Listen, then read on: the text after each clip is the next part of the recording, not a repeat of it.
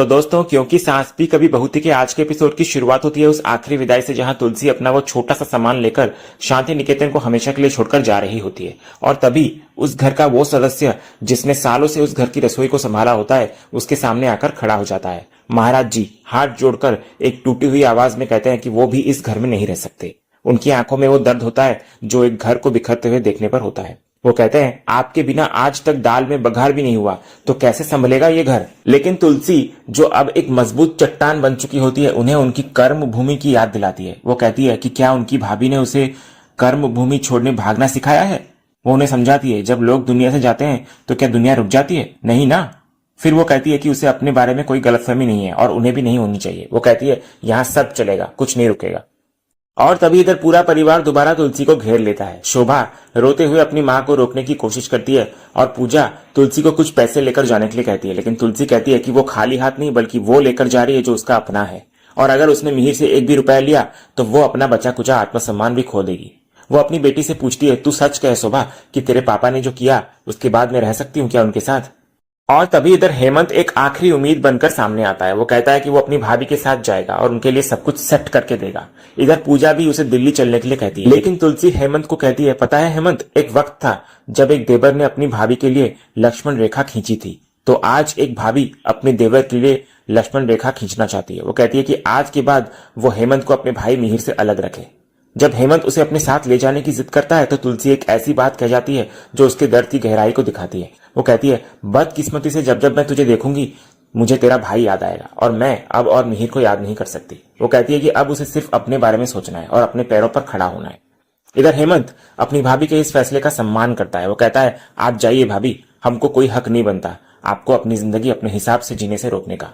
और तुलसी इधर जाने लगती है। इधर ऋतिक और शोभा दोनों अपने पिता मिहिर से उसे रोकने की भीख मांगते हैं, लेकिन मिहिर खामोश खड़ा होता है। वो जानता है कि अब कुछ नहीं हो सकता। और आखिरकार तुलसी इधर शांति निकेतन की दहलीज को पार कर लेती है। वो घर जिसे उसने अपने 38 सालों से सींचा था, आज उसे हमेशा के लिए अलविदा कह जाती है।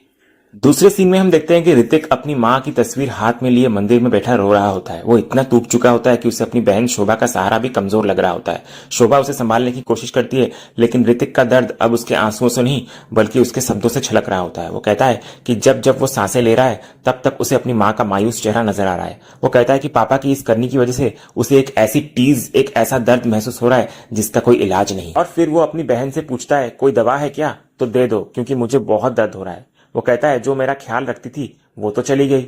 इतना कहकर वो एक बच्चे की तरह फूट फूट कर रोने लगता है। इधर शोभा अपने भाई के इस दर्द को समझ रही होती है। वो उसे समझाती है कि जिस दवा की वो बात कर रहा है उस दवा की जरूरत इस वक्त उन सबको है, और वो दवा कोई और नहीं बल्कि उनकी मम्मा है। उसके बाद ऋतिक एक बच्चे की तरह अपनी मां को वापस लाने की जिद करने लगता है, लेकिन शोभा उसे एक औरत के नजरिए से वो कड़वा सच समझाती है जिसे ऋतिक शायद समझ नहीं पा रहा होता है। वो कहती है, वो नहीं आएंगी ऋतिक, क्योंकि यहाँ बात सिर्फ मां की नहीं हो रही है बल्कि एक औरत की हो रही है, एक बीवी की हो रही है जिसने दूसरी बार धोखा खाया है। वो कहती है कि जितना दर्द उन्हें हो रहा है उससे कई ज्यादा दर्द इस वक्त उनकी मां को हो रहा होगा, और ये भुलाना इतना आसान नहीं है। वो कहती है कि पापा को मां के साथ ऐसा बिल्कुल नहीं करना चाहिए था। और फिर ऋतिक अपने भगवान, अपने ठाकुर जी के सामने हाथ जोड़कर खड़ा हो जाता है। उसकी आंखों में आंसू होते हैं और दिल में एक सच्ची प्रार्थना। वो कहता है, ठाकुर जी, मेरी माँ आप पर बहुत विश्वास करती है। उन्होंने हमें जन्म नहीं दिया लेकिन कभी भी ऐसा एहसास नहीं कराया कि हम सौतेले हैं।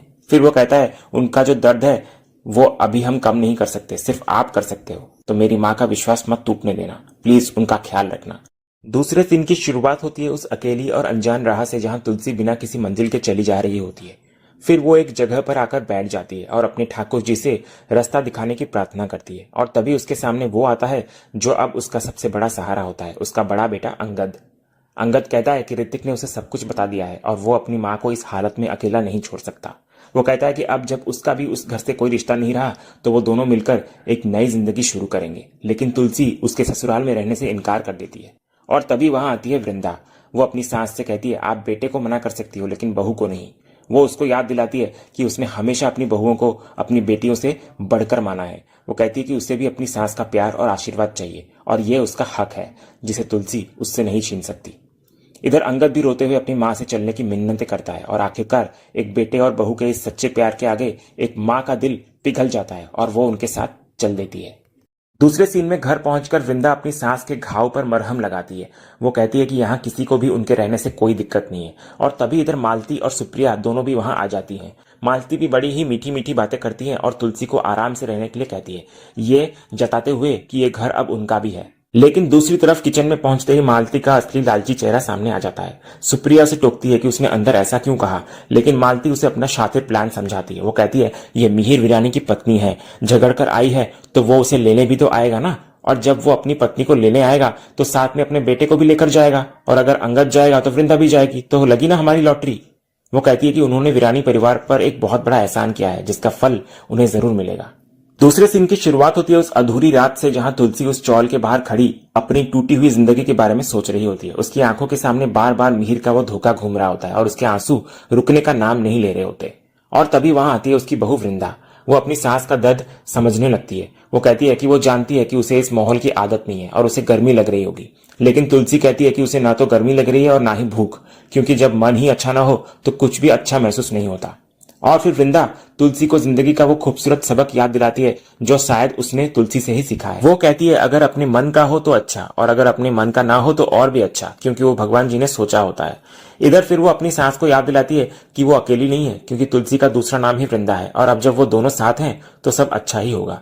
इधर तुलसी अपनी बहू की इस समझदारी पर मुस्कुराती है और उसे कहती है कि वो जाकर सो जाए, लेकिन वृंदा कहती है कि जब तक उसकी मां नहीं सोएंगी उसे नींद कैसे आएगी। और एक बहू का ये प्यार एक टूटी हुई मां को हिम्मत देता है। तुलसी सोने के लिए अंदर चली जाती। और इसी सीन के साथ ही आज का ये एपिसोड यहीं खत्म होता है। तो दोस्तों, आज का ये वीडियो आपको कैसा लगा कमेंट के माध्यम से हमें जरूर कहिएगा, और कमेंट में हाइप करना भी मत भूलिएगा, और वीडियो को लाइक शेयर सब्सक्राइब करना भी मत भूलिएगा, ताकि ऐसे ही रोज लेटेस्ट एपिसोड के अपडेट्स आप हमारे इस चैनल पर पा सकें। तो मिलते हैं हम एक नए एपिसोड के रिव्यू में, तब तक के लिए नमस्कार।